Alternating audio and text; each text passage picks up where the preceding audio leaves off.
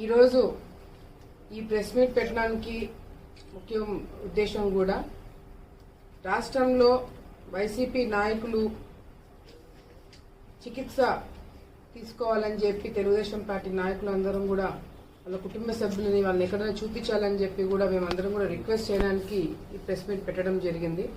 ఎందుకంటే పాపం మొన్న జగన్మోహన్ రెడ్డి గారు కార్యకర్తలు ఎవరైతే వాళ్ళందరినీ కూడా ఇంకా ఎంతో కొంత మిగిలి ఉన్నారో వాళ్ళందరినీ కూడా కూర్చోబెట్టుకొని చాలా విషయాలు చెప్పడంతో వాళ్ళందరూ కూడా మతి తప్పి ఊళ్ళల్లో తిరుగుతున్నారని చెప్పి ఇన్ఫర్మేషన్ వచ్చింది. కాబట్టి వాళ్ళందరినీ కూడా డాక్టర్లకు చూపించి వాళ్ళందరికీ కూడా ఆరోగ్యం బాగుండాలని చెప్పి వాళ్ళ కుటుంబ సభ్యులను రిక్వెస్ట్ చేయడానికి ప్రెస్ మీట్ పెట్టడం జరిగింది.